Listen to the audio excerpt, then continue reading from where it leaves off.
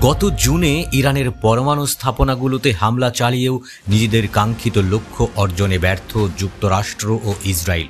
বরং ওই হামলার পর নিজেদের পরমাণু কর্মসূচি আরও গোপনে ও সুসংগঠিতভাবে এগিয়ে নিয়ে যাচ্ছে ইরান। আর তাই যে কোনো উপায়ে ইরানে পরমাণু অস্ত্র তৈরি বানচাল করতে মুখিয়ে বিশ্বমোড়ল যুক্তরাষ্ট্র ও মধ্যপ্রাচ্যের ক্যান্সার খ্যাত ইসরায়েল। ইরানে নতুন করে হামলা চালানোর পাঁয়তারা করছে তারা।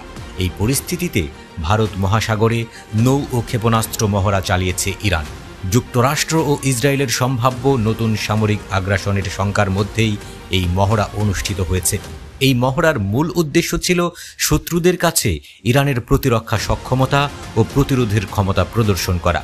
এই মহড়ায় নিজেদের তৈরি নতুন অস্ত্রগুলোর সক্ষমতাও তুলে ধরেছে ইরান। ইরানের তাসনিম নিউজ এজেন্সি জানিয়েছে, এই মহড়ায় যুদ্ধজাহাজ, ডেস্ট্রয়ার এবং কাদির, নাসির ও কাদের নামের জাহাজ বিধ্বংসী ক্রুজ ক্ষেপণাস্ত্র ব্যবহার করা হয়েছে। এই জাহাজ বিধ্বংসী ক্রুজ ক্ষেপণাস্ত্রগুলো বেশ উচ্চ ক্ষমতা সম্পন্ন। এগুলোর মাধ্যমে শত্রুর যুদ্ধজাহাজ নিমিষেই ধ্বংস করা সম্ভব। বিশ্লেষকদের মতে স্থল বা আকাশপথের পরিবর্তে নৌ মহড়া আয়োজন করা ইরানের সামরিক শক্তি প্রদর্শনের একটি অংশ।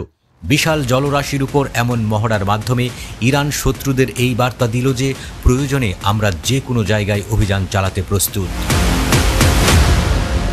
মহড়ার পরপরই দখলদার ইসরায়েলকে হুঁশিয়ারি দিয়েছেন ইরানের প্রতিরক্ষা মন্ত্রী ব্রিগেডিয়ার জেনারেল আজির নাসির জাদেহ।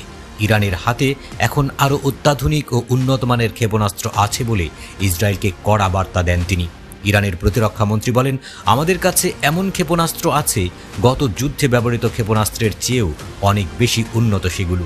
ইসরায়েল যদি নতুন কোনো হামলা চালায়, আমরা নতুন ক্ষেপণাস্ত্রগুলো ব্যবহার করব।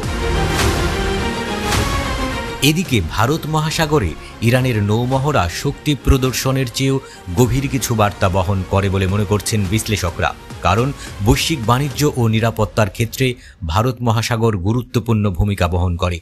ভারত মহাসাগরের সঙ্গে আফ্রিকা, পশ্চিম এশিয়া, দক্ষিণ এশিয়া, দক্ষিণ পূর্ব এশিয়া সহ অনেক অঞ্চলের সামুদ্রিক বাণিজ্য রুট যুক্ত রয়েছে। এই রুট বর্তমান বৈশ্বিক বাণিজ্যের মেরুদণ্ড হিসেবে কাজ করে। এছাড়া সমুদ্রপথে তেল বাণিজ্যের ৮০%-এরও বেশি ভারত মহাসাগরের মধ্য দিয়ে সম্পন্ন হয়। আর যুক্তরাষ্ট্র ও ইসরায়েল আবারও হামলা চালালে এই জলপথের তীব্র প্রতিরোধ গড়ে তুলতে পারে ইরান। তখন বৈশ্বিক তেল বাণিজ্যে গুরুতর প্রভাব পড়বে।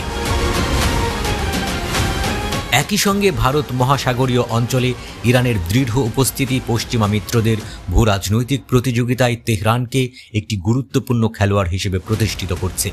এই গুরুত্বপূর্ণ জলপথটি এমন একটি ক্ষেত্র যেখানে চীন, যুক্তরাষ্ট্র, ভারত, জাপান এবং ব্রিটেন সহ বিভিন্ন বৈশ্বিক শক্তি নিজেদের সামুদ্রিক প্রভাব প্রতিষ্ঠা ও সুসংহত করার চেষ্টা করছে। তাই ভবিষ্যতে পশ্চিমা নিষেধাজ্ঞা ও সামরিক হুমকি মোকাবেলায় ইরান এই মহড়া চালিয়েছে বলেও মনে করছেন বিশ্লেষকরা।